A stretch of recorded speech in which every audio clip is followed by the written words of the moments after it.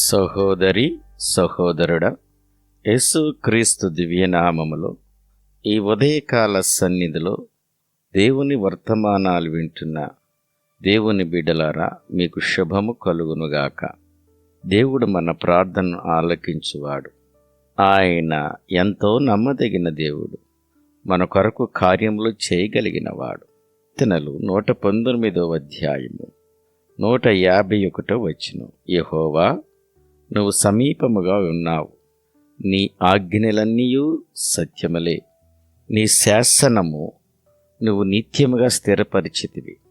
ఇక్కడ రాయబడిన మాట ఏమిటంటే, అతనికి రకరకాల సమస్యలు ఎదురు వచ్చి, సమస్యలు ఎప్పుడు మనిషిని వెతుక్కుంటూ వస్తున్నాయి.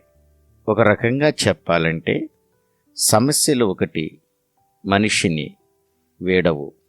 మనిషిని నీడలా వదలనట్టుగానే సమస్యలు కూడా వదలని దేహాన్ని ముగించే వరకు సమస్యలకు పరిష్కారము చీకటి. ఒక రకంగా చెప్పాలంటే, సమస్యలు ఒకటి మనిషిని విడవు, మనిషి నీడలాగా వదిలిపెట్టవు, సమస్యలు కూడా వదలవు. చిత్రం ఏమిటంటే, అతడు తన పైన వెళుతూ ఉంటే తన దగ్గరకు కొంతమంది వస్తూ ఉన్నారు. ఎవరో తెలుసా? ధర్మశాస్త్రం త్రోసివేసి, అంటే యథార్థత, నీతిని, పవిత్రతను, నమ్మకము, దేవుని మాట అనే కార్యక్రమాలన్నిటినీ ప్రక్కకు తోసివేసిన గుంపు ఈయనకి బాగా సమీపముగా వస్తున్నారట. ఇతను అనుకుంటున్నాడు, నేనేమో నీతిగాను భక్తిగాను ప్రార్థనలో కొనసాగాలి అనుకుంటున్నాడు. ధర్మశాస్త్రాన్ని త్రోసివేసిన వాళ్ళు నా దగ్గరికి వస్తున్నారే, దేవుడంటే లెక్కలేనట్టుగా మాట్లాడేవాళ్ళు నా దగ్గరికి వస్తున్నారు. ఈరోజు ఒక విషయాన్ని మీకు జ్ఞాపకం చేస్తాను. పరిశుద్ధాత్మ దేవుడు మనతో మాట్లాడుచున్నారు. వింటున్నారా?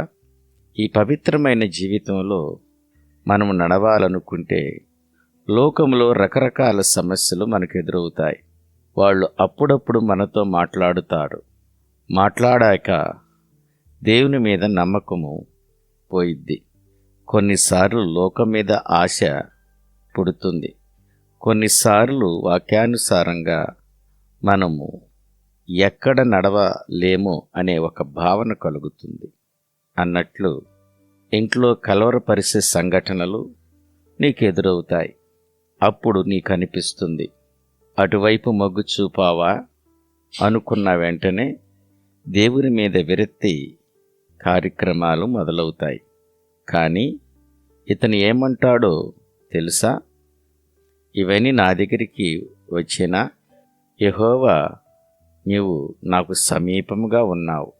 అంటే సత్యవంతుడు, శక్తివంతుడు, సర్వేశ్వరుడు, సర్వం చేయగలిగిన వాడు ఇప్పుడు ఆయన దగ్గరగా ఉన్నాడంటే అర్థమేమిటి? ఆయన ప్రక్కనే సత్యాన్ని నిలబెట్టాడట, ఒక ప్రక్కన కృపను నిలబెట్టాడట. అప్పుడు అనిపిస్తుంది, ఈ దుష్ట మనుష్యులు నా దగ్గరికి వస్తున్నారే, నేను వాళ్ళ మార్గంలో వెళ్ళను అని సమీపంగా ఉన్న వ్యక్తితో నడవటం మొదలుపెట్టాడట. ఇది ఈరోజు నీ జీవితంలో జరిగిన సంఘటన. నువ్వు సమాజంలో ఉద్యోగము, వ్యాపారము, వ్యవసాయము ఏది చేసేనా అనేక సమస్యలు నీకు ఎదురుగా వచ్చి దారి తప్పించి కీడుగా వ్యవహరించు, అంతా నిక్కచ్చిగా ఉంటే బ్రతకలేవు అని ఆలోచనలు కలుగు చేస్తాడు. కానీ వాటి నుంచి నువ్వు కాపాడబడాలి అనుకుంటే దేవుడు నీకు సమీపముగా ఉండాలి. దేవుని బిడలారా, మీ కుటుంబం అయినా, నీ భక్తి అయినా, నీ ప్రార్థనా జీవితం అయినా క్షేమముగా ఉండాలనుకుంటే దేవుడు ఎల్లప్పుడూ నీకు సమీపంగా ఉండాలి. ఆయన అంటున్నాడు, నేను మీకు సమీపముగా ఉంటాను అని. మరి ఏ దేవుడు మనకు సమీపంగా లేడుగా? ఈ మాటలు విన్నాక ఆ మాట ఎంత ముచ్చటగా ఉంది. యెహోవా నీకు సమీపముగా ఉన్నావు. యెహోవా నీవు నాకు సమీపంగా ఉన్నావు అంటే దేవుడు సమీపంగా ఉంటే దుష్ట కార్యాలు, చీకటి కార్యాలు, చెడు తలంపులన్నీ లయపరచబడతాయి. మరొక మాట చెబుతాను. దేవుడు మనకు సమీపంగా ఉంటాడు అంటే ద్వితీయోపదేశకాండము 4వ అధ్యాయములో మీరు చాలా జాగ్రత్తగా చదివితే ఎల్లప్పుడూ మనకు సమీపంగా ఉన్నట్టుగా ఏ దేవుడు ఎక్కడ లేడు. అంటే నువ్వు ఆ సమీపముగా ఉన్న దేవునితో అంటుకట్టబడితే ఆయన సమీపముగా ఉండి చికాకును తప్పిస్తాడు. మొరపెడితే ఆయన సమీపముగా ఉంటాడు. మరో విచిత్రం చెప్పనా? ఆయన నీకు సమీపంగా ఉండాలంటే నీ దృష్టి సమస్యల మీద కాక పరిష్కరించే దేవుని మీద ఉండాలి.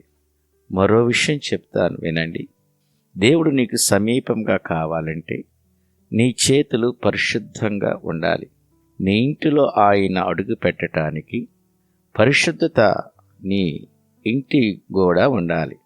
ఎప్పుడైతే ఈ కార్యాలు జరుగుతాయో దేవుడు సమీపముగా ఉంటాడు. సమస్యల నుంచి తప్పిస్తాడు. నిన్ను నాశనం చేసే చెడు అలవాటుల నుంచి తప్పిస్తాడు. ఎవరైతే మోసకరమైన కుయుక్తుల నుంచి నిన్ను ఆయన తప్పిస్తాడు. ఉన్నత అనుభవాల చేత నీకు క్షేమము కలగబోతుంది. ఒక సేవకునిగా కోరుకుంటున్నాను. ఈ దేవుడు నీకు సమీపముగా ఉండునుగాక. పరిశుద్ధుడు, ప్రేమించే దేవుడు నీకు తోడుగా సమీపముగా నీకును నీ కుటుంబానికి నీ బిడలకు ఉండునుగాక. దేవుడు ఈ వాక్యాన్ని ఆశీర్వదించునుగాక. రండి మనమందరం కలిసి ప్రార్థన చేసుకుందాం. తలలు వంచుకునిద్దాం. మోకరించగలిగిన వారు మోకరిద్దాం. కృపాసత్య సంపూర్ణుడా, ఆశ్చర్యకరుడా, నీకే స్తుతులు స్తోత్రాలు చెల్లిస్తున్నాను. పరిశుద్ధుడా, ప్రేమ కలిగిన ప్రభువా, వందనాలయ్యా. నీ అపారమైన నీ ప్రేమను బట్టి ధన్యవాదాలు తెలియచేస్తున్నాను. అయ్యా, మా బిడలకు మాకు మీరు మేలు చేస్తున్నందుకు వందనాలు, స్తుతులు చెల్లిస్తున్నానయ్యా. అయ్యా, మీరు మాకు సమీపముగా ఉంటూ సమస్యల నుండి తప్పిస్తున్నారు. కుటుంబాల్లో నెమ్మది, సంతోషం, ఐక్యతను అనుగ్రహిస్తున్నందుకు నీకు వందనాలు. ప్రతి కార్యాన్ని జరిగించి మీరు మహిమ పొందమని, అట్టి ఘనమైన కార్యం చేసినందుకు వందనాలు చెల్లిస్తూ శక్తిగల కార్యాలతో కుటుంబాలకు క్షేమాన్ని అనుగ్రహించమని ప్రార్థన చేస్తున్నాను. ఈరోజు బిడ్డలు చేస్తున్న పనులను, వారి యొక్క కార్యక్రమాలన్నిటినీ దీవించండి, ఆశీర్వదించండి. అయ్యా, బిడ్డలు వ్యవసాయం కొరకు తండ్రి, ఆయన పనుల నిమిత్తం తండ్రి, అదేవిధంగా ప్రభువా ఆశ్చర్యకరుడా నీ కొందనాలు ఉద్యోగరీత్యా తండ్రి, నాయన వ్యాపార రీత్యా బిడ్డలు లోకములోకి వెళుచుండగా వారికి మీరు సమీపంగా ఉండండి అయ్యా. ఏ కీడు, ఏ శోధన బిడ్డలకు తగలకుండా నీ రక్త ప్రోక్షణ చేస్తున్నాను.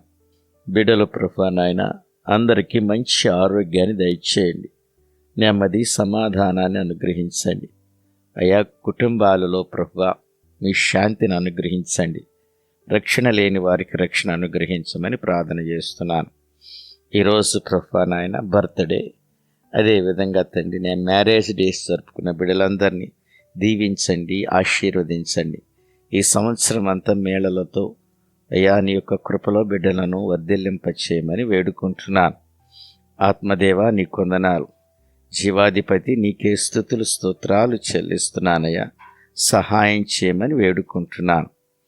అయ్యా తండ్రి, ఈ రోజంతా నీ కృపాక్షేమంలో భద్రపరచమని, సహాయం చేయమని, ఘనత, మహిమ, ప్రభావాలు మీకే చెల్లిస్తూ యేసుక్రీస్తు దివ్యనామములో అడిగి వేడుకుని ప్రార్థన చేయుచున్నాను తండ్రి, ఆమేన్.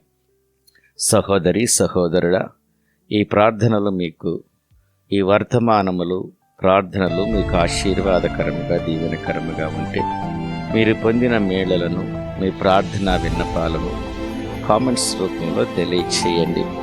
మీ కొరకు మేము ప్రార్థిస్తున్నాం.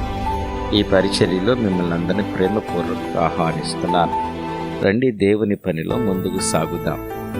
మీలో చాలామంది ఈ ఛానల్ని సబ్స్క్రైబ్ చేసుకుంటున్నారు, కొంతమంది షేర్ చేస్తున్నారు.